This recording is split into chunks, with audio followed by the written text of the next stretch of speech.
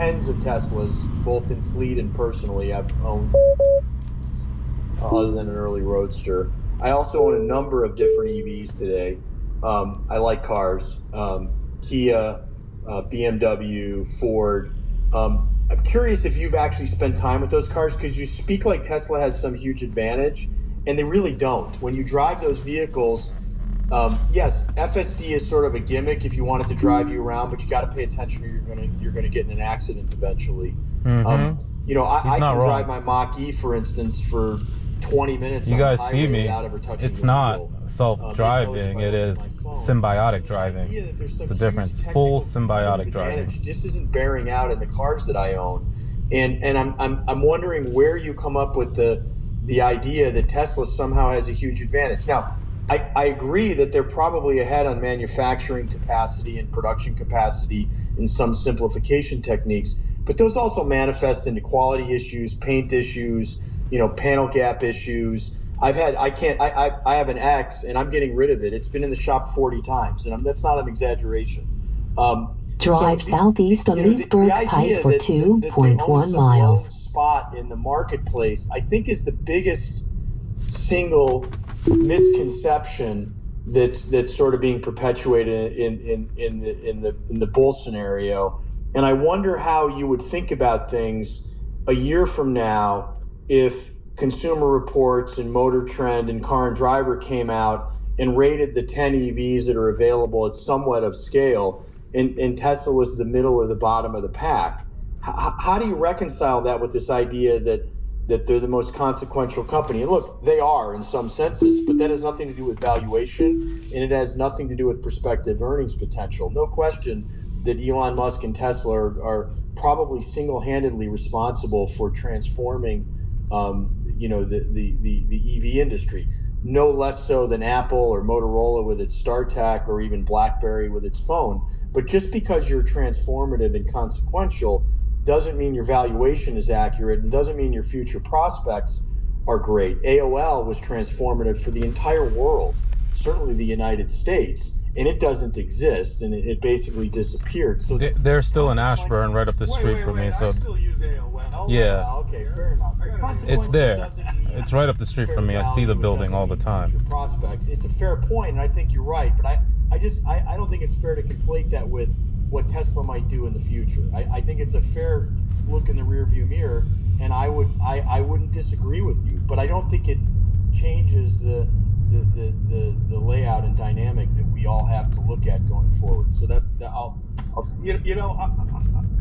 I forget what these guys are saying, but let me tell you guys two things, all right? That's really important about FSD.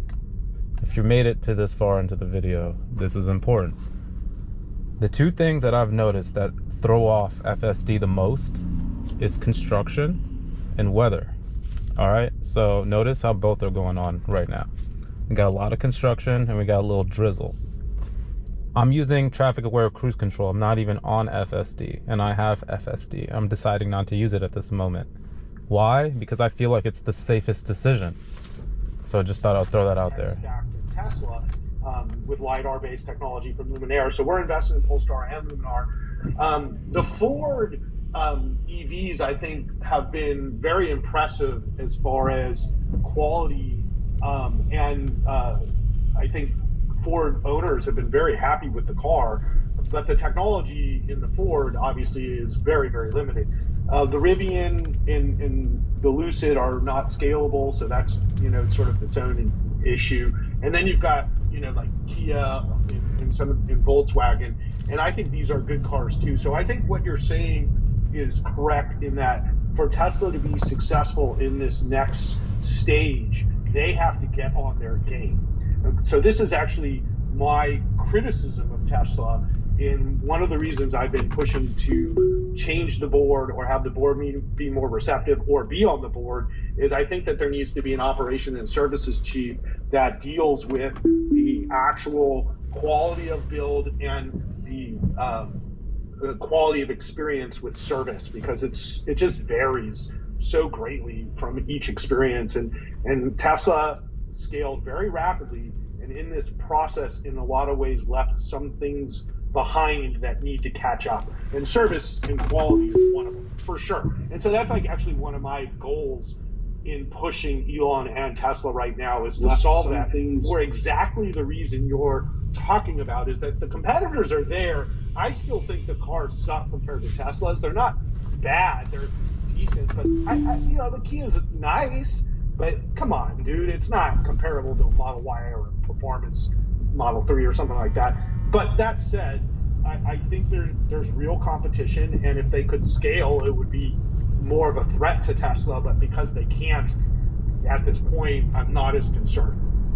But Tesla has a smaller window to stay ahead, and if they're going to stay ahead, they need to act more aggressively than Elon's acting now to solve the main issues that I have with Tesla, that you obviously have as well, and I think are legitimate issues.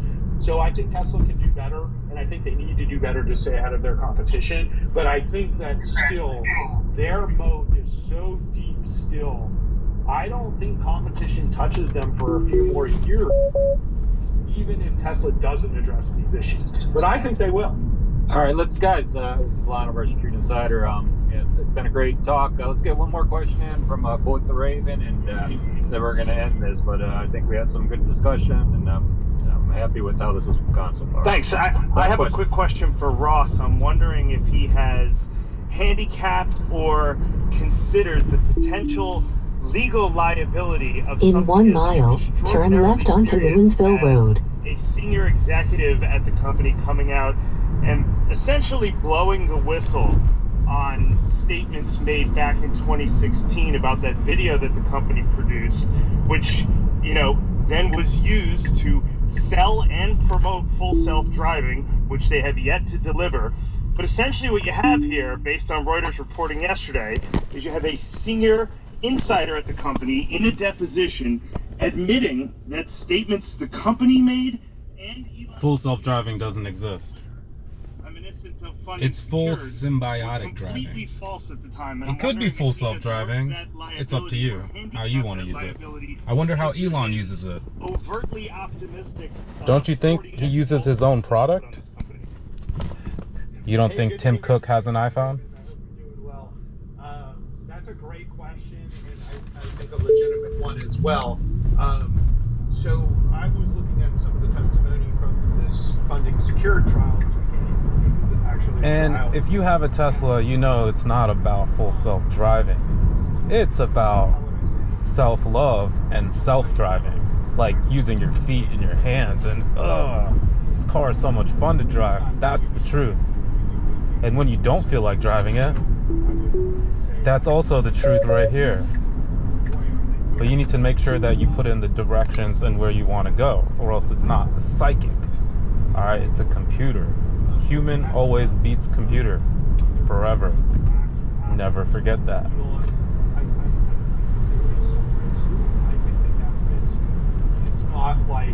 Now turn left onto Lewinsville Road. No. I think it's a bigger risk to Elon. Certainly Elon. Let's go through Tyson's. Done a lot of damage to his reputation recently with a lot of different things. So I think it looks bad. But I think Tesla moving forward, in the way I see Tesla moving forward, is a company that's going to be a lot bigger than Elon Musk. And that's what I think another reason why I'm pushing the board is for succession planning, clearer management structures. Somebody's running Tesla every day in all these divisions. Check out the Kobe's. People are, I think, should be much more visible. R.I.P. Kobe. Elon's behavior in the past has a risk, and that risk is in dollars, but it could be. All right, by the way, this is Tyson's Corner right here. It's a cool place to be. It is America's greatest city, not next great city. It is the greatest. Full self-driving. Either that situation or the situation. It's the greatest right now, and it's only getting better. The company is found to have basically. Oh, by the way, if you make a left here on Tycho Road here in Tyson's, that's where I got my car from. Shout out to the Tyson's service and delivery and order and VIP employees that all work right here to my left. Oh, nice. That's another home over there. They just opened one in Arlington too, on Glebe Road for all the locals. Full self-driving would be like recalled and all money have to be returned is inaccurate, because there's many features with full self-driving, not just that it completely drives itself level 4, that are incredibly useful, that people use every day, that have no conflict.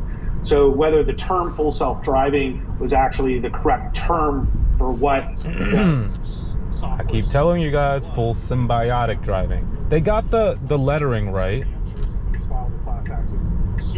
And the word self is also perception, you know, so that's how you take it. I think the bigger risk would then be limiting the use of these products in the future, which would obviously potentially hurt its future revenue. But I think because I use it every day, that it actually makes driving a way lot safer. So do you think so? The safety agency of the highways to somehow limit software that makes driving substantially more safe doesn't really make a lot of sense. So notice there was like a clunk of metal in the road there, but I got eyes. I don't know if FSD saw that. And that could have really messed up my car, by the way. You don't think that clunks of metal and tires and stuff are gonna be on the road again? I'm not sure if FSD is gonna catch it, but that was a live example right there. These two risks are legitimate. I don't think that they affect Tesla's long-term future. And I think there's something to think about there, but you know, I don't know how we quantify that. All right, guys, I think we're going to call it a wrap. But again, thank you to our guest and all the questions that came in. You know, we'll be seeing earnings coming up on the 25th. And just remember, the main thing was that guy Mo from Dubai that's popping up on all these